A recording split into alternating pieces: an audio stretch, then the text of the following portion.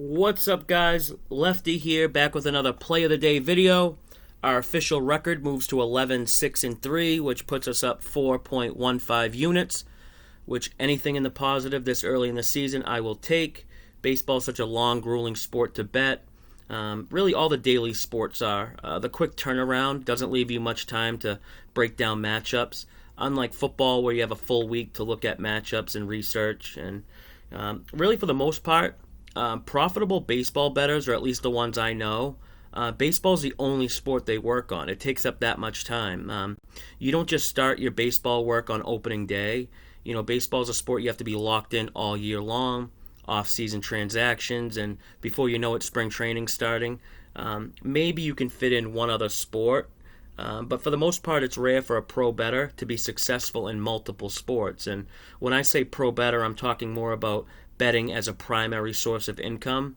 Now, of course, there's guys who work in teams or what's called betting syndicates, and that's really where you can start to cover all sports year round. The syndicate source plays that are posted in the Discord community, they aren't just from one group that does all sports. It's different groups for each sport. Some are better at certain sports than the others. And, the way I found that out was basically through trial and error. These groups don't go around promoting their records or ROI on each sport. They protect their plays. So the ones I have access to, I try to figure out who to use for each sport. And it's a process that takes time.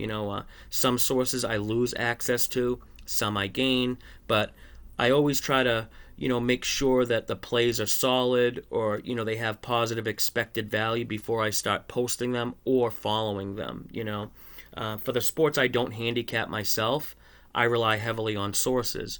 One of the main reasons behind starting TBN was to have a group of bettors so we can all, share information and cover all sports. It's way too much for just one person. And, that's why I think it's so funny, some of these pick sellers, they'll have picks for sale no matter the sport or the day. During COVID, they all turned into Korean baseball experts overnight. But I'm not even going to get started on that topic. I can go on for hours about touts and pick sellers. Let's get into the games. Today was probably one of the toughest days I've had for narrowing down which play will be the play of the day. The first game I had circled, St. Louis and Washington.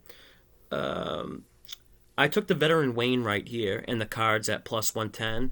I bet them both full game and first five because I'm so down on Washington starting pitcher Corbin. I have him as a play against pitcher right now, and I'm going to be looking to fade him until I see otherwise. But I also bet the Cards full game because I think the Cardinals' bullpen is much better than Washington's. The Nats don't have bats that scare me in the lineup really, maybe two or three. The Cards bats are on fire right now. They're crushing left-handed pitching so far this season anyway. I don't think that'll change here in this spot. So the Cardinals full game and first five is what I bet, but I couldn't make it an official play of the day because the market doesn't really agree with the Cards, at least not right now. If we take a look here, St. Louis is getting 71% of the bets, but only 41% of bets. And Washington opened minus 106 here, and they're getting some steam. They're up to 125 at Pinnacle. I don't like to see that, especially when St. Louis is the popular side here, getting those bets. So it's a bit of a reverse line movement there, and it's not something I really want to make the official play of the day. Another game I have circled, I actually haven't bet this one yet, but it's circled and I'm targeting. It's the Mets. I'm betting the Mets maybe, but the market shifted a bit from opener. If we look here, the Mets opened 135. They're down to 122, which, it can be a good thing and a bad thing. It's good because I can get a better price on the Mets now, but it's bad because the market's showing respect to the Cubbies. And I always think the Cubs are a bit overvalued. There was a point not too long ago this season, NL pitchers combined to have a better batting average than the Cubs did as a team combined. Arrieta, I think, is a little bit overvalued. I think that's growing, too, because of his results so far this year. He's had two good starts, one versus Pitt, another against the Brewers, two teams that aren't really offensive powerhouses. The Mets don't exactly have what anyone would consider a dominant lineup either, but they're better offensively compared to Pitt and Milwaukee. Also, between weather and COVID, the Mets haven't really had a chance to get into any rhythm, and I think their bats will pick up. Once they get into a regular schedule without every other game getting postponed. But again, I'm not going to make the Mets the play of the day just because I can't, check off the market analysis here. Especially, Chris opening 140, they're down to 126. It's letting me know that there might be some sharp action on the Cubbies at home. But okay, I did find one game that is worthy of play of the day status. Looking at the White Sox and Cleveland game here. Now this play here is more of a 50% fade on Rodon after a no hitter, and 50% fade on the White Sox versus right-handed pitching. It seems everyone talks about the White Sox and how well they hit lefties, but against righties, they're below league average in a lot of key metrics, especially the power metrics. ISO or isolated power. White Sox are close to bottom of the league versus righties. They're below average in slugging percentage.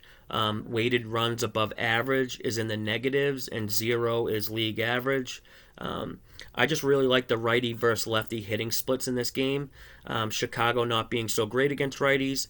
Cleveland is actually looking like they might start to be a play-on team against left-handed pitching. This is just a game where I really see favoring the Indians. I was able to get Indians plus 105. The market looks okay. Looks like the public is betting the White Sox. But again, the line's pretty much flipped a little bit here. If we look at Chris, White Sox opened 120. They're down to 113. We like to see that, especially with the White Sox getting the majority of the bet. So just to recap here, I'm on the Cardinals plus 110. I also took them first 5, but I think the full game is probably the better bet there. The Mets are still pending a click into my accounts, but definitely looking their way for sure. And for the official play of the day, we're going with the Indians, plus 105 for the full game. Let's go ahead and lock that in, and that's going to do it for today. You can catch me in the Betting Network Discord community. It's free to join. The link will be in the description. And until next time, good luck. And as always, may all the umps calls go your way.